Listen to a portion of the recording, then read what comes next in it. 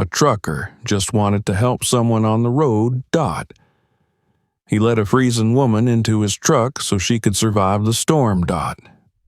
But in the morning, police surrounded him.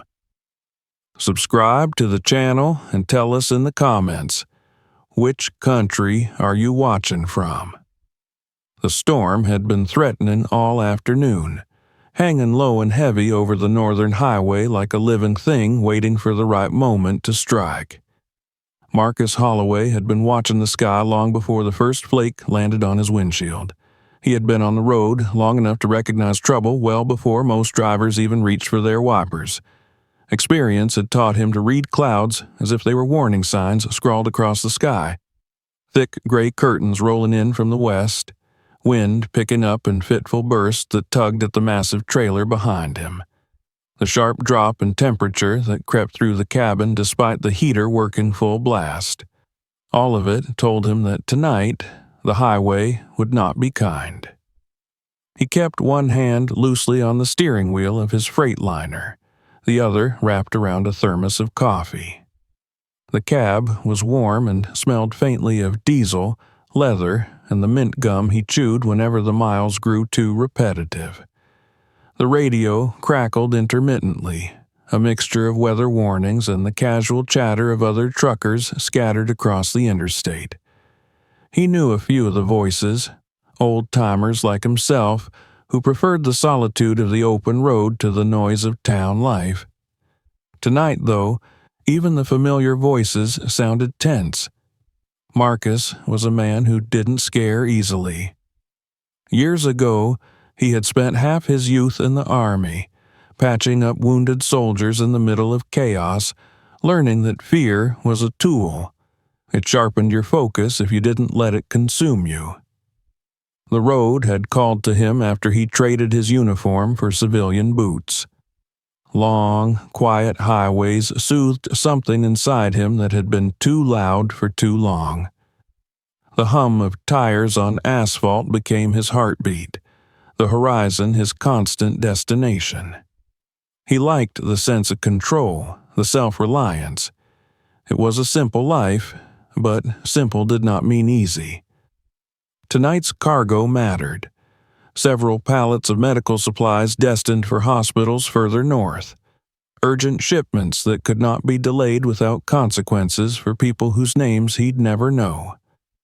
He had always taken pride in that. Deliveries that meant something. Lives that depended on a truck arriving on time.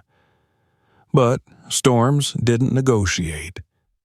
By the time he reached the stretch of road running between two dense forest belts, snow had already piled thick on the shoulders. Wind swirled it into ghost-like spirals that whipped across the lanes, erasing the dividing lines until everything was nothing but white. His wipers struggled to keep up. Even on their highest setting, thick wet flakes clung stubbornly to the glass. The headlights carved a narrow tunnel through the storm, leaving him blind to anything beyond that fragile beam of light. He slowed to a crawl, jaw clenched. The radio came alive with another warning. Highway Patrol advising all commercial vehicles to clear the road at the next safe location. Multi-car accidents reported to the east. Zero visibility. Blinding drifts. He had seen storms like this swallow convoys whole. The decision was clear. No one survived a fight with weather like this. He checked his map. The nearest turnout was a few miles ahead, a forgotten rest stop where road workers once staged equipment. Now it was just an expanse of cracked asphalt and an old streetlight that flickered like a nervous heartbeat when the wind hit the wiring just right. Marcus had stopped there before on long hauls. Nothing around for miles except trees and the occasional deer that wandered too close to the highway. His rig rumbled over the icy shoulder as he eased off the interstate and into the ghostly stillness of the lot. Snow muffled everything, swallowing sound before it could echo back. He parked in the center, leaving room in case others arrived needing shelter. He set the brakes, the loud hiss of released air oddly comforting in the silence that followed. He reached for his phone, checking the radar. The worst of the storm was sweeping directly over his position. He calculated quietly in his head. If the storm passed by morning, he could still make delivery on schedule. He typed a brief message to his dispatcher, informing them he was off the road due to a closure. He expected a curt response chastising him about deadlines, but none came. Perhaps even dispatch understood that nature didn't care about delivery windows. Inside the cab, warmth pooled around him. He loosened his jacket and shifted his weight to stretch his legs. Outside, the wind howled louder, buffeting the truck hard enough to make it sway. Snow thickened on the windshield like a blanket drawn across the world. He poured himself another cup of coffee and took a careful sip. The metallic tang and bitter heat grounded him. No matter how long he'd been driving, waiting out a storm always tested his patience. The moments of forced stillness made him think too much about the past, about nights when waiting meant praying a helicopter would arrive in time, that the bleeding soldier in front of him wouldn't be another memory carved into his chest. He tried not to dwell on those ghosts. Tonight's danger came from the cold, not gunfire. Marcus zipped his jacket when the temperature dipped again. He needed to check the rig before settling in. Storms could freeze brakes, crack hoses, turn a roadworthy truck into a dead weight. Better to make sure everything was in order now than discover a problem in the morning. With a groan, he pushed open the door. The storm greeted him like a slap. Wind tore at his hat and sent snow stinging against his skin like a swarm of angry bees. He gripped the truck's handle to steady himself and climbed down, boots crunching through fresh powder. The beam of his flashlight cut a thin path through the storm, dancing as the wind tried to twist it from his grip. He moved slowly along the length of the trailer, running gloved hands along the metal, checking latches and tires. Each breath turned to frost before his face. His footsteps were swallowed instantly by the storm. The night felt endless and hostile, the kind of cold that made even strong men feel small. As he circled to the rear of the truck, something caught his eye, a shape beyond the halo of light from his flashlight. At first, he dismissed it as a trick of the storm. A dark lump in the snow could have been anything, a fallen limb, a buried rock, roadside debris. But something about it snagged at his instincts, a stillness too deliberate, a shape just too human. He narrowed his eyes, pulse ticking faster. He took a cautious step toward it. The wind roared in protest, but he pressed on. The light flickered over the mysterious mound. Snow swirled around it, trying to reclaim what it hid.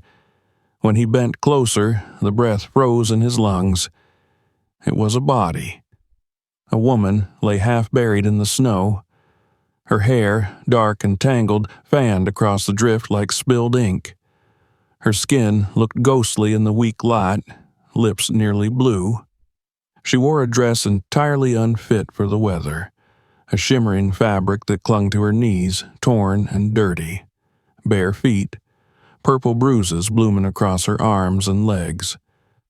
Marcus dropped to his knees without hesitation. Training took over. He brushed away snow with quick, urgent movements. His fingers sought the pulse point beneath her jaw. For a moment, he feared the worst. Then, a flutter, weak but present. "You're still here," he murmured into the storm, though she couldn't hear him. He shifted her gently, cradling her weight against his chest. She was frighteningly light, like carrying an empty coat rather than a person. Her skin was stiff with cold, and every second spent outside drained her strength further. He pushed to his feet, muscles straining, and turned toward the pale outline of his truck. The trek back felt twice as long. Snow fought his every step, clutching his boots, trying to drag him down. He clutched her tighter, shielding her face from the wind as best he could. The truck's running lights became a distant beacon, guiding him through the swirling chaos. He reached the cab with a grunt of effort and wedged his shoulder beneath her to free a hand for the door handle. Once inside, blessed heat wrapped around them both. He laid her on the passenger seat, then hurried to strip away the snow and damp fabric clinging to her. He grabbed the emergency blankets from behind the seats and wrapped her tightly, talking softly to her, though she remained unresponsive. He rubbed her arms and shoulders gently to encourage circulation. Her breathing was shallow, but it was breathing. He flicked the heater to full and positioned the vents toward her. There was little else to do except watch and wait, hoping the warmth reached her core before hypothermia stole what little spark she had left. He studied her face. Even beneath the bruises, she was striking. High cheekbones, fair skin, long lashes trembling slightly as if she were fighting a nightmare he couldn't see. She looked too young to be alone in a place like this, too fragile to have survived long out there. The cold didn't care about fragility. As the minutes crawled by, her eyelids fluttered, a quiet gasp escaping her lips. She mumbled something he couldn't quite catch. Her voice, raw and cracked, drifted like a lost echo. He leaned closer, careful not to frighten her. "You're safe," he said quietly. "You're inside now. You're going to be all right." She didn't respond, slipping back into unconsciousness, but the fact that she'd stirred at all eased the knot tightening in his chest. Marcus sat back heavily in his seat, breath still ragged from the effort. The storm hammered against the truck, demanding attention, demanding acknowledgement of its power. But inside, for the first time since he'd left the highway, the cab felt like a refuge instead of a lonely outpost. He looked at the woman again, wrapped like a fragile parcel in blankets. Questions swarmed at the edges of his mind. Who was she? How had she ended up out there dressed for a gala instead of a blizzard? Who had hurt her? Where had she run from? And most chillingly, who might come looking for her? One thing was certain. No one survived the cold like this unless they were desperate enough to risk death for escape. He eased the seat back slightly and kept his eyes on her, ready to act if she slipped too far into the darkness again.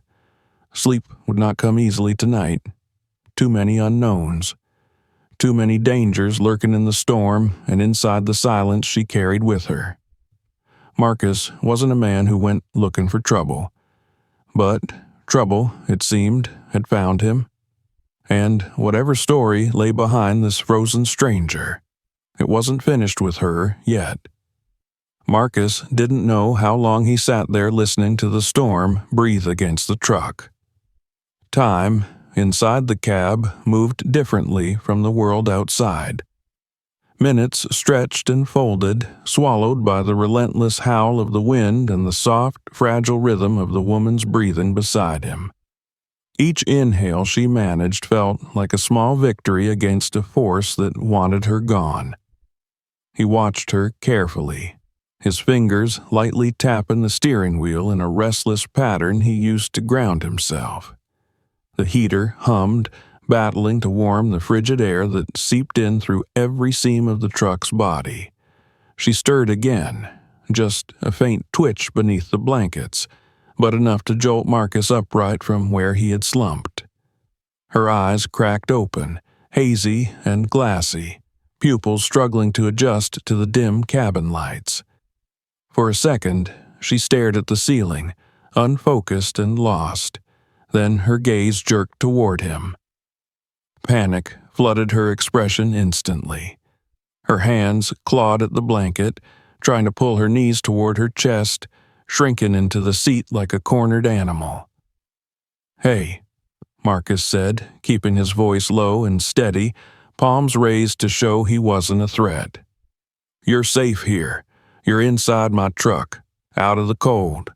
I found you outside, lying in the snow, just trying to help." She blinked rapidly, chest rising and falling too fast. Her lips trembled, the words trapped behind fear and chattering teeth. Tears welled at the corners of her eyes, not from sadness, although he could guess there was plenty of that, but from the shock of survival, of waking somewhere unexpected, somewhere unfamiliar. The wind slammed against the side of the truck, and she flinched violently, as though expecting a door to burst open or someone to drag her back into the dark. Marcus glanced out the windshield, assuring himself there was still nothing but the angry weather out there, then turned back to her. "It's okay," he repeated. "You're all right. You're warming up. Take a breath." She did, though it came shakily. She clutched the blanket tighter around herself and sank deeper into the passenger seat, her gaze darting around the space, measuring exits, judging distances. She looked young, too young to be carrying whatever weight pinned her shoulders down. Her eyes had the haunted stare of someone who had seen something she should never have had to see. Who are you?" she asked finally, her voice a hoarse whisper that cracked on the edges. "Marcus Holloway," he replied. "Truck driver, just passing through, caught in the storm like everyone else." She nodded, though it seemed she barely processed the information. The next question came slowly, heavy with dread. "Where am I?" "A rest stop off the highway," he answered. "Somewhere between nowhere and nowhere. We're stuck here until the storm lets up." She seemed to absorb that, her shoulders easing a fraction as if the isolation meant they couldn't find her yet. But the relief lasted only a heartbeat before another shudder tore through her, and not just from the cold. She wrapped her arms around herself, every movement stiff and pained. Marcus couldn't help but notice the bruises again. Dark marks blooming beneath pale skin, traces of fingers dug in too tightly. He leaned over and grabbed a sealed bottle of water from his truck fridge, twisting it open before offering it to her. She stared at it for a moment, suspicious, but then took it with trembling hands and lifted it to her lips. The first sip seemed to ignite fresh pain from her throat, and her face creased in discomfort, but she forced down another gulp anyway. When she lowered the bottle, her eyes found him again, wide and searching. "How long?" she asked. "You've been here maybe an hour," Marcus said, "but I don't know how long you were outside before I found you. You were half buried. Another few minutes and, well, let's just say it was close." Her jaw clenched. He saw something flash behind her eyes. Fear, yes, but something else too. Anger. The kind that comes only when survival gives someone permission to feel again. "I can't stay here," she whispered. It wasn't a request or a plea. It was a confession. "They'll come for me." Marcus stilled. He hadn't asked yet, hadn't wanted to push her. But now the question surfaced whether he liked it or not. "Who?" he asked. "Who's looking for you?" She looked away, jaw flexing as if she were fighting herself. Silence swelled between them. He waited patiently. People only spoke about nightmares on their own terms. Finally, her lips parted. One sentence slipped out, barely loud enough to hear. "Bad people." Marcus didn't push for more. Not yet. Instead, he reached behind the seats and retrieved a dry sweatshirt and sweatpants. Soft, oversized, worn from years of wash cycles. He placed them gently beside her. "These should help," he said. "You can change in the sleeper. Door locks from the inside. You'll have privacy." Her eyes flicked to the small curtain behind the seats that concealed the narrow bunk. She hesitated, then shifted, trying to stand. She winced sharply as her bare feet hit the floor, cold and bruised. Marcus immediately glanced away to give her space, keeping his focus on the storm outside the windshield while she gathered herself and disappeared behind the curtain. He listened, the faint sounds of clothing rustling, fabric sliding against skin. He stared into the white abyss outside, restless thoughts creeping in. He had no idea what he'd stepped into. Anyone wandering alone in a blizzard dressed for a ballroom wasn't running from something simple. Danger hovered around her like a second shadow, and by bringing her inside his truck, he might have just invited it to his doorstep. When she emerged again, wrapped in his clothes that engulfed her small frame, her hair damp and tangled against the collar, she looked slightly more human and slightly less ghost. She clutched the blankets close as she sat back down, avoiding his gaze. "Thank you," she said quietly, "for finding me." He nodded. "No trouble." She inhaled deeply, then spoke again, voice still fragile. "I didn't mean to bring you into anything. I didn't know where else to go. The snow. I thought maybe I could make it to the road, get help. But I got lost. Everything was white. I thought if I stopped moving, I'd—" She broke off, squeezing her eyes shut. "I didn't want to die out there." "You didn't," Marcus said. "You held on. That counts for something." She opened her eyes and looked at him, really looked at him, for the first time, as if trying to decide whether he was someone she could trust, even a little. "I shouldn't be here," she repeated, softer now, but with growing conviction. "It's not safe. Not for me. Not for you." Marcus settled deeper into his seat. "Safer than being outside," he said. "Storm's not letting up anytime soon. Roads are closed. Nobody's going anywhere tonight." Her breathing hitched. She stared at the dashboard like she could see the danger creeping up through the electrical wires. "You don't understand," she whispered. "They'll look for me everywhere. They already are." Marcus rubbed his thumb along the ridge of his thermos. He had questions, so many questions, but he could feel the weight pressing down on her, and he recognized that weight.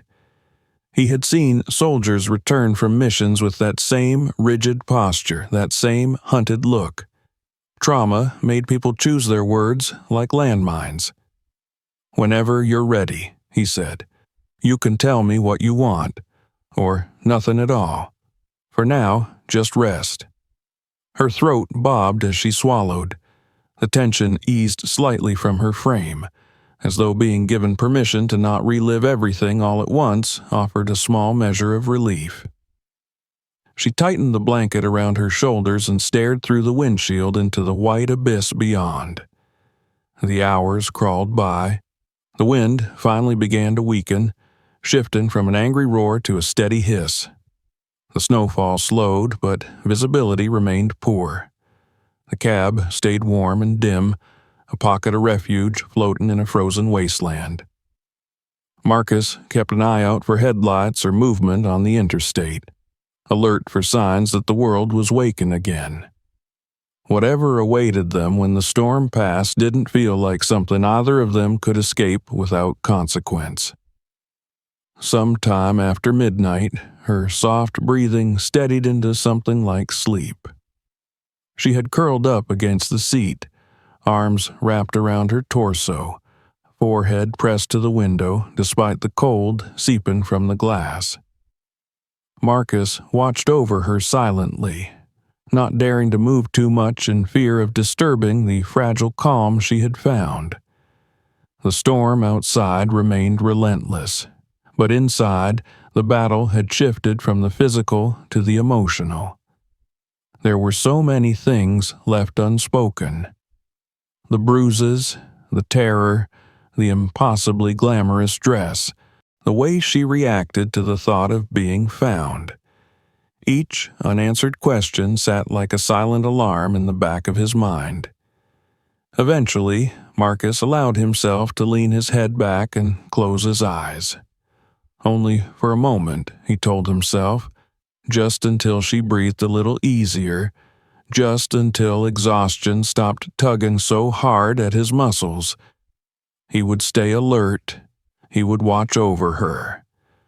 No night was going to claim someone he'd pulled back from death's edge. He drifted in and out of shallow dreams, memories of sand and heat and sirens giving way to snow and headlights and the shape of a woman lost in a storm. The cab creaked occasionally as wind dragged across the metal skin of the truck. The heater clicked on and off, maintaining the balance between survival and frost. It was a sound that woke him. Not the storm, not the cold, something sharper, something deliberate. A car engine. Not the distant rumble of a semi on the highway, not the groan of snowplows cutting through drifts. This was closer, sleeker, searching. Marcus jerked upright, every muscle instantly alert. The headlights of a low vehicle swept slowly across the lot, their beams slicing briefly through the fogged edges of his windshield. He held his breath as the lights passed once, then again, slower. The vehicle wasn't stopping, but it wasn't driving normally either. It was hunting. He turned his head just enough to see the woman stir from her sleep. Her eyes snapped open, instantly alert, body stiffening. She looked towards the faint glow sweeping the edges of the parking area, and her breath hitched, terror bursting to the surface like a long-held scream. "No," she whispered. "No, no, no." Marcus put a finger to his lips, gesturing for silence. The truck's engine was still running low for heat, but he turned off every auxiliary light he could, plunging the cab into near-complete darkness. The only glow came from the faint amber display of the dash. The car headlights paused at the far end of the lot, lingering as if sniffing the air for something familiar. Then, slowly, the vehicle turned back toward the road. Tires spun against the snow, and then the headlights faded away into the white curtain of the storm. The woman's breath trembled like a fraying thread. "They're looking," she whispered. Marcus didn't argue. He didn't lie. The truth was obvious in the tracks left behind by tires that had no good reason to be out here. He took a long breath, steady and calm. "Whoever they are," he said, voice low and firm, "they didn't find you. Not tonight." She shut her eyes again, tears clinging to her lashes. Relief didn't soften her fear. If anything, it sharpened it. Because now she knew for sure that the world outside hadn't forgotten her. It wasn't done chasing her yet. Marcus looked back toward the road, his jaw set. He didn't understand the full picture, but he understood one thing with complete clarity. He had saved her life once, and if what he suspected was true, he might be called on to save it again. Dawn crept into the world slowly, dragging a muted gray light behind it like a heavy curtain. The storm had tired itself out sometime before sunrise, leaving behind a landscape smothered in silence and snow so deep it swallowed everything up to its knees. Marcus woke to that silence first, that eerie stillness that follows a night of chaos. The heater hummed steadily, filling the cab with warm air that smelled faintly of winter and diesel fuel. He blinked away the remnants of restless sleep and looked toward the passenger seat. The woman slept curled up in his sweatshirt and sweatpants, clutching the blanket like a shield. Her breathing had steadied through the night, but her brow was furrowed even in sleep. Trauma etched its presence on the body in ways no voice could articulate. Marcus watched her for a moment, feeling a strange protective instinct settle deeper into his bones. He had done what any decent person should do, pulled someone out of the jaws of a blizzard, but the situation felt far from resolved. Last night's headlights still haunted him like a warning. He stretched stiffly and exhaled. The roads might reopen soon. Transport would resume and he could get her to the nearest hospital or safe location. Maybe even convince her to contact someone she trusted, someone who could help.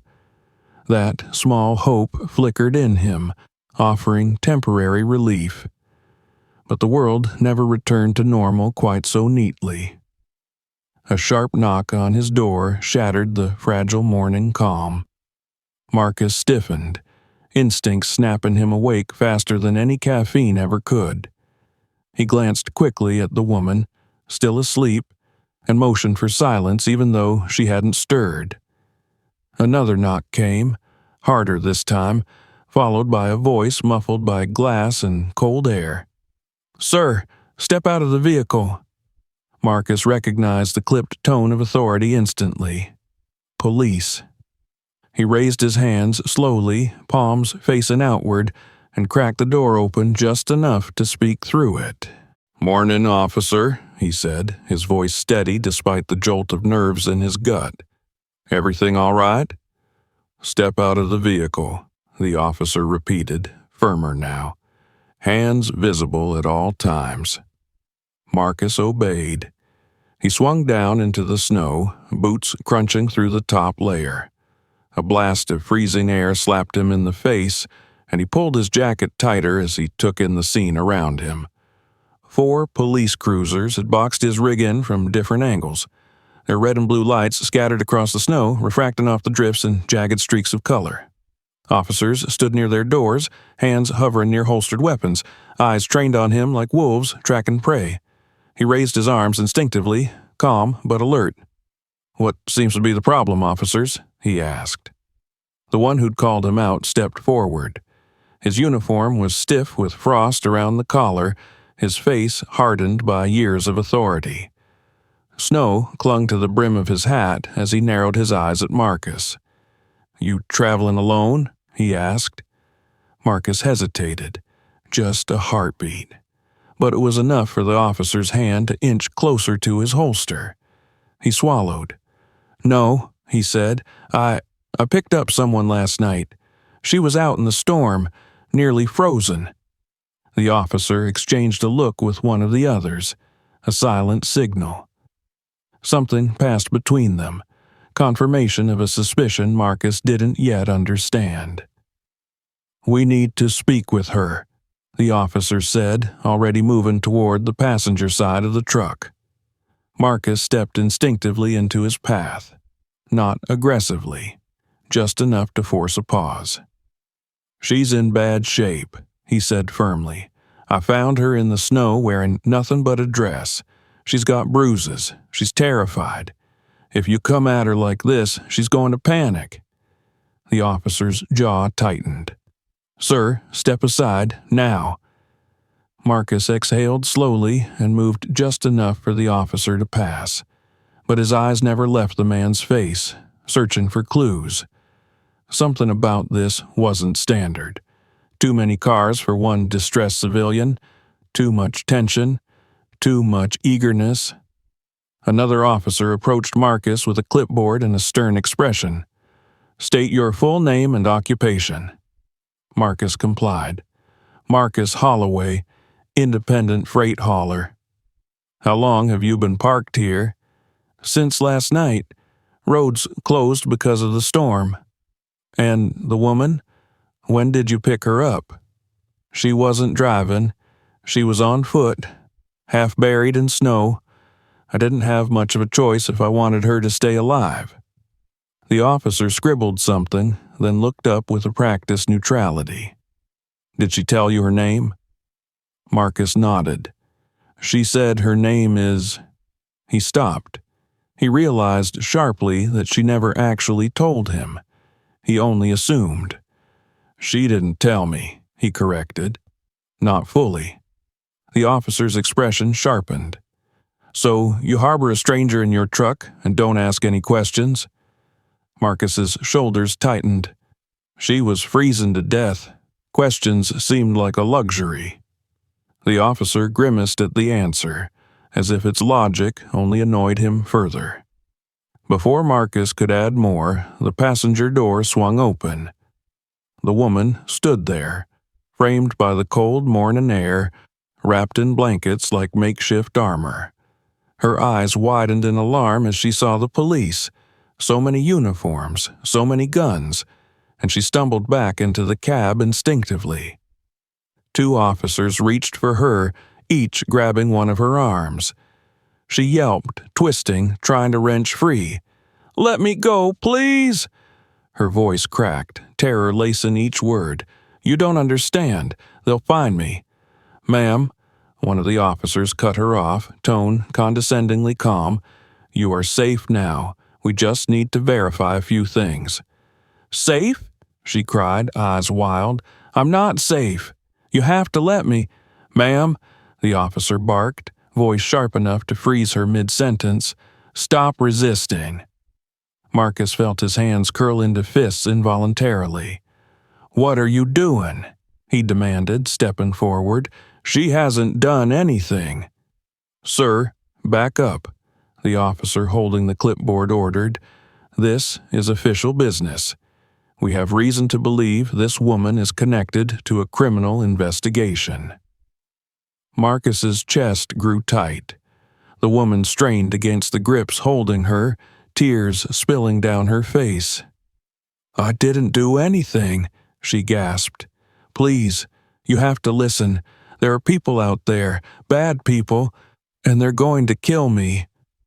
The officer turned her toward the squad cars. The wind whipped her hair across her face as she fought to breathe through her panic.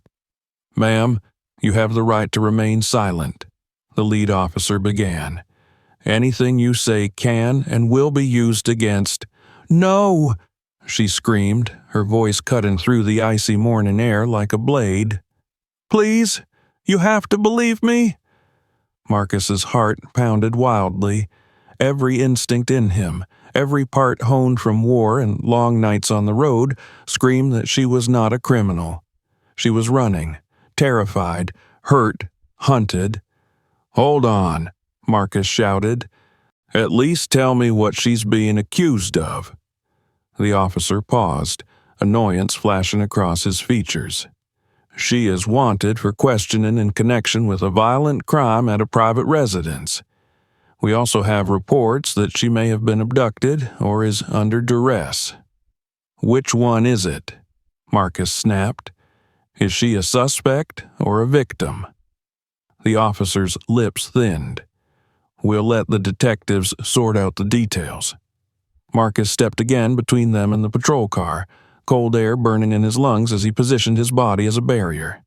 "You should treat her like someone who needs help," he insisted, "not like someone you've already judged guilty."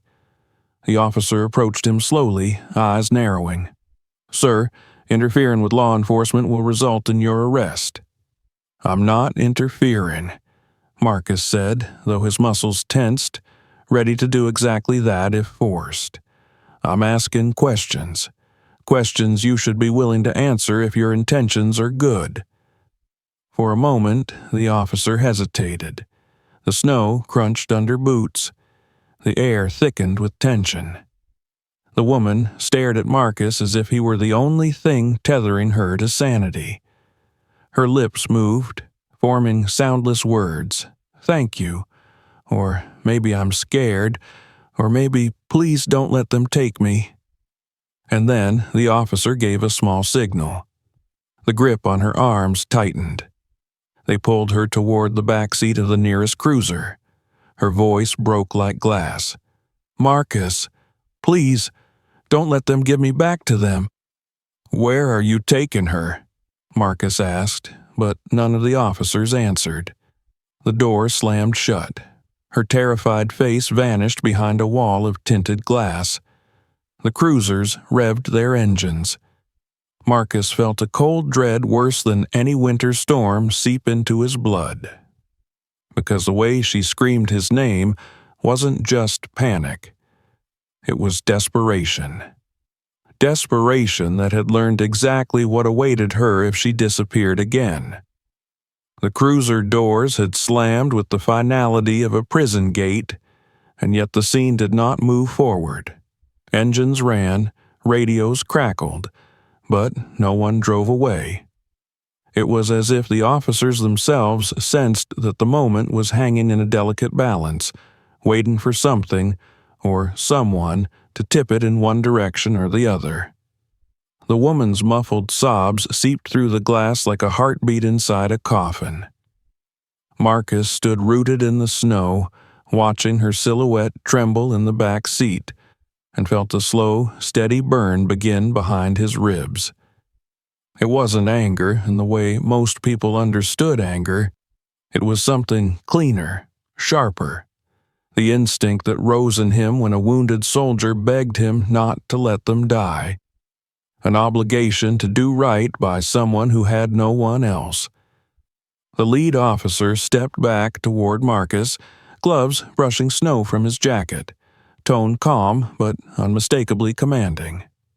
"Sir, return to your vehicle. We'll handle this from here." Handle. That word clanged like an alarm bell in Marcus's mind. He looked again at the woman. No, he needed her name. She had never given it, but she was more than a nameless apparition in a storm. He opened his mouth, realizing that if he let them leave with her right now, he would never learn who she was or what horrors she had escaped. She would vanish into a system that viewed people like cargo, processed, categorized, disposed of if inconvenient. "Wait," Marcus said, stepping closer, but not in defiance. Yet. "Just tell me something. What's she accused of? You haven't answered me. You're acting like she's a threat, but she barely has the strength to stay upright." The officer exhaled, stepping close enough that Marcus could see the fine frost gathered in the stubble along his jaw. "Sir, this woman is wanted in connection with a homicide. A man was killed last night near a private estate. Witnesses placed her at the scene. She fled on foot. We have a duty." "A duty to whom?" Marcus interrupted. "To the truth? Or to whoever has enough influence to decide what the truth should look like?" The officer's face tightened. That tiny shift was all Marcus needed to confirm he had struck something sensitive, something real. "She's scared out of her mind," Marcus continued, firm but controlled. "Someone brutalized her. Whoever hurt her might be the same person you think she hurt. Doesn't that matter?" The officer's silence said both yes and no. The law didn't operate on intuition. It operated on paperwork. On whatever story got filed first. And someone important had filed a story about her before she ever reached the road. The storm around them had calmed, but the tension in the air had not. Snowflakes drifted gently, settling on gun holsters and badges and the roof of Marcus's Freightliner. It was too quiet for a scene involving sirens and flashing lights.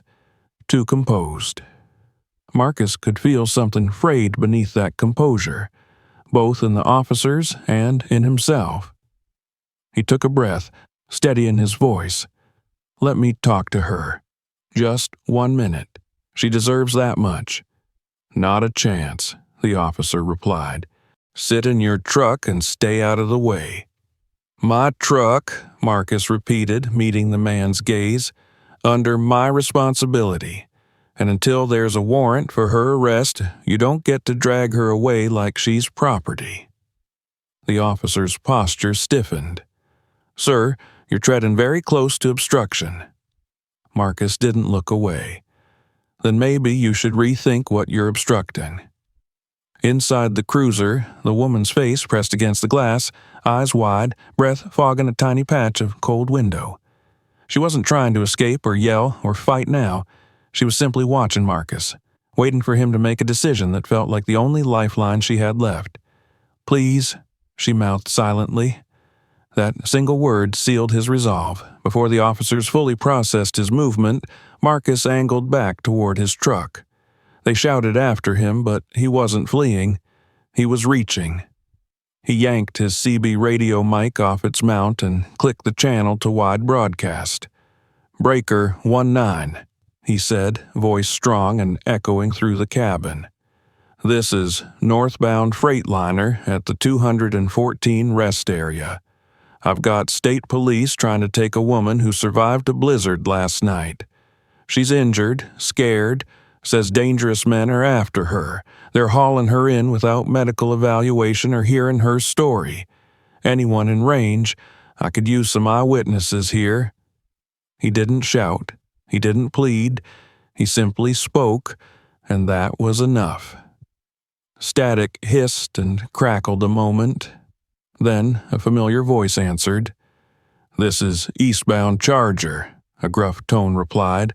"Hold tight, brother. I'm 20 minutes out." Another followed almost instantly. "Southside Angel here. I saw those cruisers heading that way.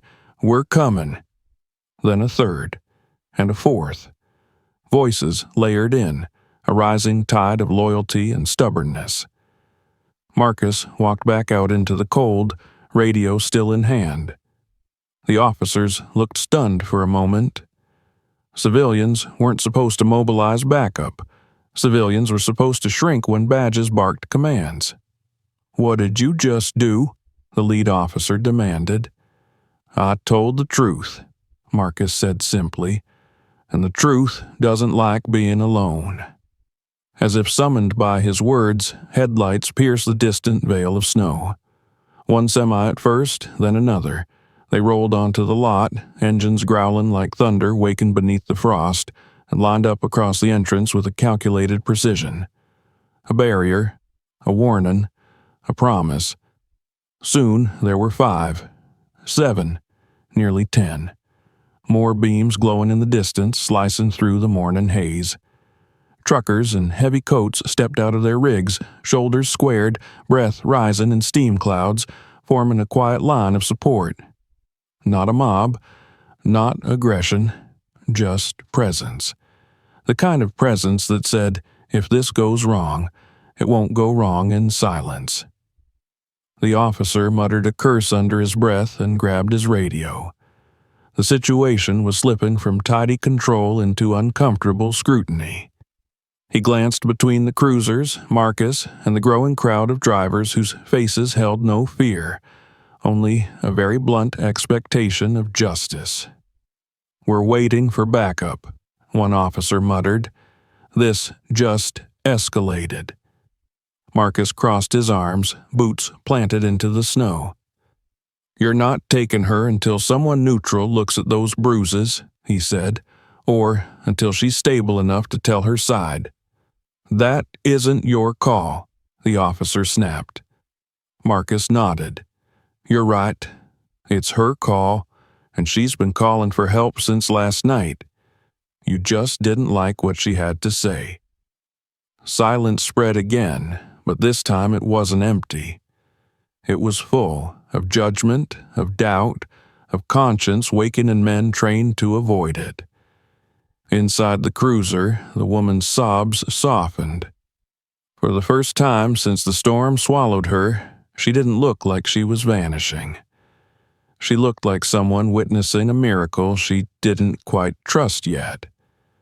More police vehicles rolled in. Journalists arrived with cameras and questions. When a paramedic team appeared and insisted on checking her injuries before any transport, the balance finally tipped. The officers had no logical reason to deny care that was clearly necessary. The lead officer's stiff shoulders fell a fraction as he stepped aside and allowed the medics to open the cruiser door. The woman clung to her blanket as a medic gently examined her arms. Finger-shaped bruises, some fresh, some older, a split lip, laceration near her ribs. "Defensive wounds," the medic murmured, not bothering to hide his opinion. The cameras caught his every word. The lead officer looked at Marcus again. Not with anger this time, with understanding, with reluctant respect. "You put yourself in the middle of something big," he said quietly. "If she's telling the truth, you made the right call." "And if she's lying?" Marcus asked. "Then you still made the right call," the officer admitted. We don't get to prejudge the terrified. The woman stepped out of the cruiser, flanked by medics. Her knees nearly buckled when her boots hit the snow, but Marcus was there before anyone else could react. He steadied her gently, one hand hovering near her shoulder so she could reject the help if she wished. She didn't. Her fingers curled into his sleeve, anchoring herself to the one constant that had guided her through the worst night of her life. "You came back," she breathed. "I never left," he answered. She looked up at him, eyes still raw, but for the first time filled with something faintly resembling hope. The convoy of trucks stood like silent guardians behind them. One of the drivers lifted his hand in a casual salute. Marcus returned the gesture with a nod. The police were no longer the only authority here, not because they had lost power, but because someone else had found courage. And now the woman was no longer just someone fleeing danger. She was someone worth fighting for. Marcus felt the weight of that responsibility settle firmly upon him. Heavy, but not unwelcome. He looked down into her frightened eyes. "Whatever comes next," he said softly, "you're not facing it alone." The moment the medics guided her toward the ambulance, the balance of power in that frozen parking lot shifted so subtly that only those paying close attention could feel it. The officers who had arrived certain of their authority now found themselves sharing it with paramedics, independent drivers with recording phones, and a truth that refused to stay buried. The sky was clearing, sunlight glinting through torn clouds and lighting the snow like scattered diamonds. It should have been a peaceful morning. Instead, tension lay thick and brittle in the air like ice underfoot. Marcus stayed beside her, matching her slow, unsteady breaths with ones of his own. She clung to his arm, not with the desperation of moments ago, but with a fragile trust that made his chest ache. They reached the back of the ambulance, and a medic helped her sit on the lowered gurney while another snapped photos of each bruise, each welt, each violent fingerprint etched onto her skin. Flash after flash captured the evidence that her voice might not have been believed without. The cameras from the truckers made sure no detail could conveniently disappear. Her eyes darted from the officers to Marcus, then back to the medic's hands. She looked both relieved and terrified. The relief was for the warmth creeping back into her limbs. The terror was for what warmth meant, that she was alive, and that meant the people hunting her were still out there somewhere, waking with the sun and wondering where she'd vanished to. An unmarked sedan pulled up behind the last cruiser. Two detectives stepped out, coats pulled tight, eyes sharp with professional suspicion. One was a woman in her early 40s, dark hair twisted into a bun that managed to maintain order even in the aftermath of the storm. The other, a younger man with a notebook already in hand, scanning the scene as though cataloging every breath. The woman approached, voice calm but authoritative. "I'm Detective Valerie Ortiz, State Bureau of Investigation. Who's in charge here?" The lead officer stiffened, irritation flickering through his features. "We are—" "No," Ortiz interrupted mildly but firmly. "You responded to a missing person alert associated with a homicide.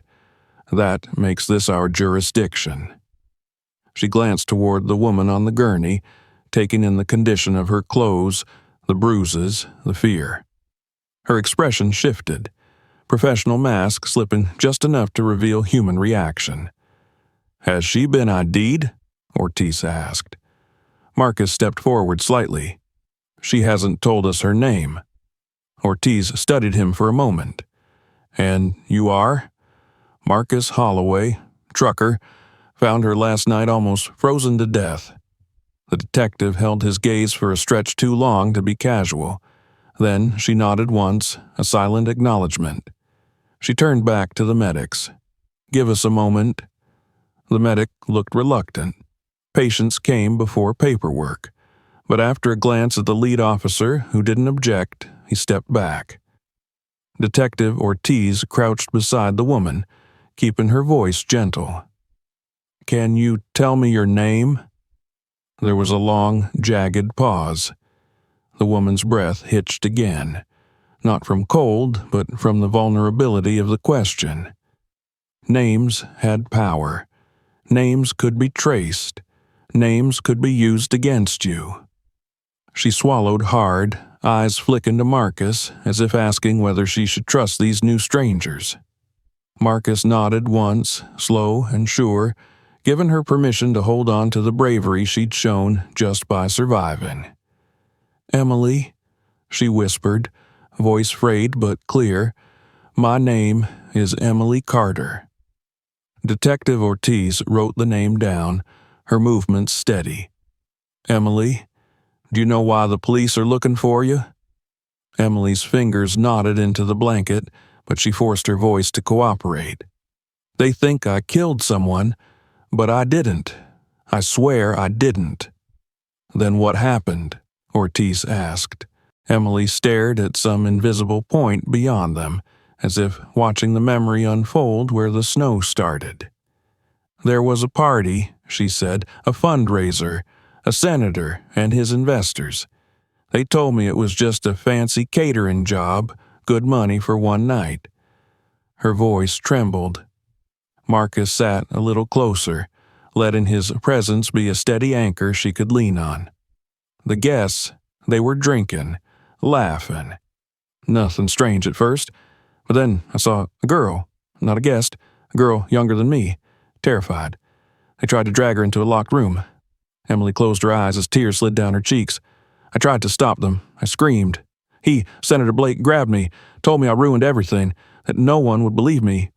He kept saying he owned the law, that he owned the truth. Marcus felt a simmering heat rise beneath his ribs. The officers glanced uneasily at one another. Someone in power being the monster wasn't a comfortable narrative. Emily shivered as she continued. "One of the security guys, he tried to help me. He put himself between me and them. They hit him. Hard. He fell. There was blood. So much blood." Her voice collapsed. "I didn't kill him. They did, but they said it would be my word against theirs. That they'd bury me so deep the world would forget I ever existed." Detective Ortiz's face hardened. Not disbelief, but the expression of someone adding up puzzle pieces that formed a picture she'd suspected existed long before anyone dared to confirm it. "So, you ran," Ortiz said. "I ran," Emily breathed. "I grabbed the girl's coat, just to keep warm. I ran into the woods and didn't stop until the snow swallowed me." She wiped her eyes with the back of her hand. Her grip on Marcus tightened, as though afraid he'd disappear too if she let go. "And now they're looking for me," Emily finished. "Not to bring justice, to erase me." Detective Ortiz stood, jaw set. "We'll verify your story, but I can tell you right now, Emily." She glanced at the cameras trained on them, at the line of trucks forming a protective barricade. Someone just lost their ability to tamper with the truth quietly. Marcus exhaled, tension finally releasing from his shoulders. Emily looked up at him, the faintest ember of hope flickering behind her exhaustion. The younger detective approached Ortiz and whispered something urgently into her ear. Ortiz's expression sharpened. She turned back to Emily. "Did anyone else know you were in danger?" she asked quickly. Emily blinked, confused. No one I could trust." The younger detective's voice carried across the snow. "Dispatch just got a call from headquarters. Senator Blake is demanding immediate custody of the witness." The word custody hung in the cold air like a poisoned blade. Officers exchanged glances. The medics froze mid-movement. Emily's breath stopped. They're trying to pull jurisdiction," Ortiz added darkly, "and fast." Marcus stepped closer, instinctively placing himself between Emily and the direction trouble might come from. "Not happening," he said. Ortiz didn't disagree. The officers who had first arrived shifted uncomfortably. They were used to orders trickling down without question. But now, with cameras rolling and a childlike terror etched into Emily's bruised face, ignoring their conscience felt too costly. A medic cleared his throat. "She needs hospital care, hypothermia risk, trauma assessment. This isn't negotiable." "Agreed," Ortiz replied. "We'll take her to the nearest facility with secure witness rooms. And she doesn't leave anyone's sight unless it's a doctor or me." Emily nodded weakly, her eyes meeting Marcus's as though she were memorizing his face before she was swept away again. "Will you stay?" she whispered. Marcus didn't even hesitate. "I'm right behind you." Emily's hand slid from his sleeve as the medics guided her gently inside the ambulance. The doors closed with a soft thud, nothing like the violent slam of the cruiser doors earlier. The calm difference in sound symbolized a shift, no longer imprisonment, but protection. As the ambulance engine roared to life, snowflakes scattered beneath its tires. Ortiz approached Marcus, arms folded against the cold. "You stood up for someone who had no voice," she said. "Most people don't." Marcus shrugged slightly. "Most people haven't watched someone die because help came too late." She studied him a moment longer. "Keep your radio on. I have a feeling you haven't seen the last of this." The ambulance pulled away, lights flashing, tires cutting twin tracks into the whiteness. The trucks parted, forming a corridor of silent salutes as it passed. Emily's face appeared briefly in the rear window, pale but hopeful, alive and still fighting. The lead officer looked tired, rubbing his hands together as he approached Marcus. "You're lucky this didn't go much worse," he said. "But, for what it's worth, I'm glad you pushed back." Marcus nodded. Someone had to. Drivers gathered near him, clapping him on the back, offering muttered praise or simple nods of respect. Brotherhood on the road was different. Forged in solitude, proven in storms, Marcus cast one final look at the disappearing ambulance, committing the direction it took to memory. Emily wasn't safe yet. Powerful men didn't like losing control, but now she had a chance, because a trucker didn't ignore a call for help. As the first true rays of sunlight melted patches of frost on his windshield, Marcus made a quiet promise to himself. He was going to see this through.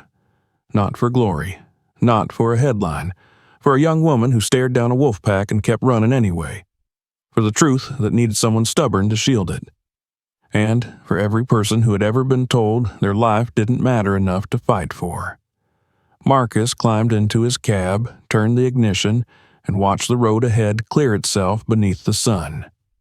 One journey had paused. A new one was just beginning. 3 months later, the storm felt like a distant lifetime, though its impact still rolled out ahead of Marcus the way highway lines streamed endlessly beneath his tires. Winter had loosened its grip on the plains, and spring now grazed the edges of the interstate with soft shades of green. Marcus's Freightliner looked different to him than it once had, not just a machine for earning a living, but a symbol of the day he refused to stay silent. The day he chose a stranger's truth over his own convenience. The morning he stood his ground when the right thing to do was the hardest option in front of him. He cruised westbound under a sky painted with early evening sunlight, hauling a trailer full of home furnishings destined for Denver. It was simple freight, nothing urgent, but he was content. The cooperative team of independent truckers he had joined after losing his old contract turned out to be the kind of community he'd never known he needed. They didn't measure loyalty with paperwork. They measured it with action. Who showed up when called, who protected the vulnerable, who stood like steel when the world tried to bend them. And Marcus had become someone they knew would always show up. He tapped the steering wheel lightly, a small, absent rhythm matching the hum of the engine. The radio crackled with the voices of other drivers sharing road updates or harmless chatter. The air in his cab smelled like coffee and worn leather. A photograph his daughter had sent him was pinned near the dash, a reminder that doing right sometimes earned its reward in ways he never expected. He was thinking of where he'd stop for the night when his phone buzzed beside him. He glanced at the caller name and felt an unexpected warmth spread through his chest. Stephanie Lynn, the CPS caseworker. The one who had helped expose the truth just when lies were trying their hardest to win. He answered on speakerphone without removing his hands from the wheel. Marcus Holloway. Mr. Holloway. Stephanie's voice came through with that same blend of professionalism and kindness he remembered. I hope I'm not interrupting anything. Not unless saving furniture counts as important business, Marcus replied with a small smile. She gave a soft laugh but quickly shifted to the reason for her call. I wanted to give you an update on Emily Carter. Marcus straightened unconsciously. He had asked a dozen times through the weeks if there was news. Each time the answer had been a careful variation of soon. Now, finally, the weight of waiting lifted slightly. She's doing well, Stephanie continued. Her therapy is helping. She's safe, and Senator Blake has been indicted. Witness tampering, assault, conspiracy to traffic minors. His influence isn't protecting him anymore. Justice is moving forward. Marcus released a slow breath he didn't realize he'd been holding. The road in front of him blurred slightly. Not with tears, he told himself, but with relief. That's good, he said quietly. That's real good. And there's more, Stephanie said. Emily asked me to get in touch because she and Lily, well, they wanted you to have something. There was a pause on the line, like Stephanie was giving him a moment to brace himself. I've just sent you a message, she added. You'll see what I mean. The phone chimed with a new notification as the call ended. Marcus tapped the screen at the next straight stretch of highway. A photo opened. Emily stood beside a quaint little house with a picket fence, sunlight catching strands of her hair as she smiled. Truly smiled for the first time since he'd met her. And next to her, wearing bright pink sneakers and holding a small handmade sign, was a little girl with curly hair and bright, curious eyes. Thank you, Mr. Marcus. His heart tightened at the sight. Lily, no longer terrified, no longer treated as leverage for a monster's reputation, just a child being a child, finally safe with the mother who would burn the world down before letting anyone hurt her again. Marcus pulled into the next rest area, shut off the engine, and sat for a long time with that picture illuminating the cab. The setting sun washed the landscape in gold, making everything feel significant, like the whole world had paused to acknowledge that courage had mattered that day in the snow. He thought about his old dispatcher, about the people who measured worth by profits and time logs, about how he had once believed survival meant silence and compliance. But the truth was simpler now. If doing the right thing cost him something, then the bargain was worth every penny. There were things you didn't trade: lives, dignity, the chance to help when you were the one standing closest to someone who needed saving. His radio crackled again. Breaker 1, 9, Lucky Marcus. You still rolling toward Denver, or you taking a vacation up there? He grinned and grabbed the mic. Still moving, Big Tom. Just making sure the sun's doing its job out here. You need anything, brother?" Marcus looked again at the photo on his screen. Emily and Lily, alive and free because he hadn't turned away. "No," he said, voice steady. "I think I've got everything I need." He eased the rig back into gear and merged onto the road, the horizon stretching wide and open before him. The evening light reflected off chrome and glass, turning the truck into a shimmering arrow aimed toward the future. The past hadn't been erased. The ghosts of that storm still visited sometimes. How could they not? But their voices had softened. They came not to accuse him, but to thank him for not making the choice that would have haunted him forever. Miles rolled beneath him like pages turning, and the road, endless, winding, alive, welcomed him onward. Somewhere behind him, a little girl named Lily slept without fear. Somewhere ahead, more roads waited, more miles, more choices. Marcus pressed the accelerator gently. He would face all of it with no regret.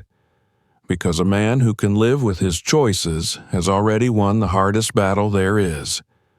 Before you go, don't miss what comes next. Hit subscribe right now so you never miss our next unbelievable story.